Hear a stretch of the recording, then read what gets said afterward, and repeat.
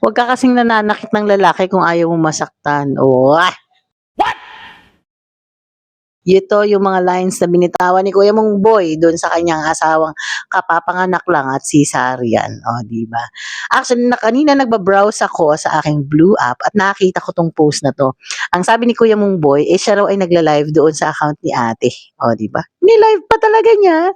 Pero yun nga, pagbungad pa lang nung video, no, makikita mo agad na hawak niya yung buhok ni ate, nakaupo si ate, imagine mo, tapos hawak-hawak niya yung buhok. Sakit, sakit nun, grabe. At according to him naman, at sa kanyang sinabi na rin sa kanyang video, na si ate ay kapapanganak lang. Cesarean! Cesarean si ate girl. At parang 2 weeks, tama ba ako narinig? 2 weeks parang nakakapananganak si ate. At ang kanilang pinag-aawayan ay yung pagiging daw dugyot ni ate kasi daw hindi tinitiklop yung mga damit na siguro nilabahan yun na nasa kanilang higaan. So sobrang galit niya kay ate girl kasi daw hindi raw nagtatrabaho sa loob ng bahay. Wala raw silbi. Kasi nga ganun. Pero syempre, dinidefend ni ate girl. According to the video, dinidefend naman ni ate girl na teka lang, pinatutulog ko nga si baby. Gagawin ko naman yan. Kaya na, diba, patutulugin ko muna yung anak ko. Pero syempre, si kuya, hyper siya talaga, as in. Sinasabi ni kuya na siya daw, may problema sa pag-iisip. Kinlaim niya yan ha, galing mismo sa kanya.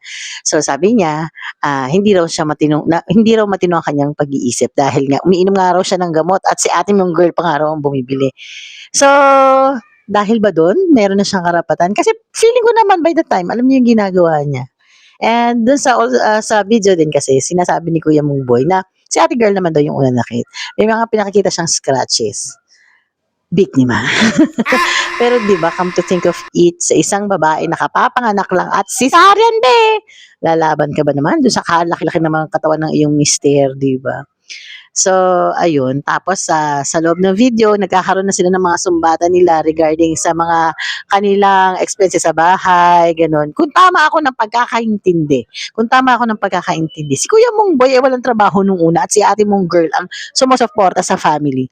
But this time, dahil nga kapapanganak lang ni ating girl, siguro it's si Kuya Mong Boy na yung nagso-shoulder, no? Kasi parang ganon yung intindi ko. Tapos bibilangan sila ng mga ginagastos, pati na nga yung pang pam pam pam daw ni kuya. Ay si ate girl pa ang nag-support by that time. Ginagawa ko lang lighter yung sitwasyon, no? Siguro yung akala niyo reaction ko is ganito patawa. Kasi kinukwento ko, 19 minutes video ni kuya. At sabi niya, according to him, it is live taken, ano. Tapos binibilang niya pa nga yung mga viewers, 50 na sila, 100 na sila, ganyan. Sige, pakulong mo na ako, gawin mo yung gusto mo, pahuli mo ako, magpagumot ka, ganyan. Parang hindi siya natatakot. But, alam mo kung ako lang, ina-analyze ko yung video, katulad ng pagsabi niya na hindi siya matinong pag-iisip or may problema siya sa utak. Ginagawa niya lang yung excuse, no? Hindi ko siya kilala, actually. Hindi ko rin alam yung history niya. Baka nga, pero ang masakit kasi doon, may isang babae, may isang ina na nasaktan doon sa video, no? Tapos, proud na proud pa si kuya. According to the comments, maraming nagsasabi na si kuya is under influence of drugs, but we are not sure about that kasi nga hindi naman yun na-confirm sa video. Pero yung way niya, kung paano niya saktan si ating girl, kung paano niya laitin, kung paano niya itrato yung isang babae na nasa ganong kasitwasyon, no, kapapanganak, mahina pa siya. According to the video also, na meron pa silang isang anak. Hindi ako sure kung anak din ni kuya, pero si ate girl is may isa pang anak. Tapos paulit-ulit na sinasabi ni ate girl na wala ka ng anak sa akin, ganyan, kasi syempre puno na siya. Hindi ko alam kung ano magiging reaction ko dun sa video kasi may point naman si kuya. Di ba? Binigyan ko pa siya ng point ha. May point naman siya. Na kasi minsan tayong mga babae, sobra din naman tayo, no? Mabunga nga, ganyan, nananakit daw. Battered husband kasi siya. Parang gumanti na lang siya yung bait. Hindi ko alam dito sa video na to kung maikukonsider ako na ganun din. Kasi parang tingin ko naman, okay naman si kuya. Di ba? So, yun nga, di ba, mahina naman si ate girl, kapapanganak ka. Sana pinagbigyan mo muna. Kuya, pinalakas-takas mo muna para may laban ka. But according to this video, hindi ko alam kung sinong lihado. Yung bang malaking katawan na sinaktan daw at ginalmot at pinahiya daw sa harap ng mga tao.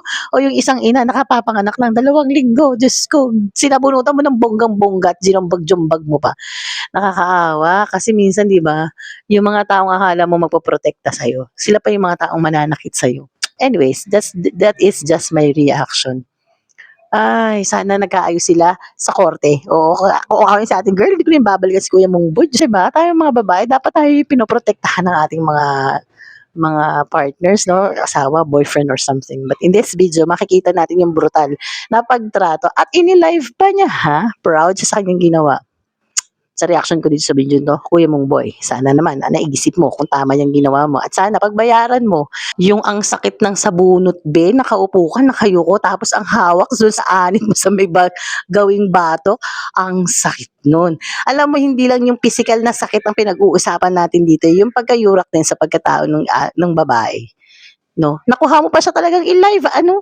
Nakuha mo na ipagmalaki kung gaano mo sinaktan yung babae, physically, emotionally. Nakaka-trauma yun. Ano sasabihin ng mga kakilala nun?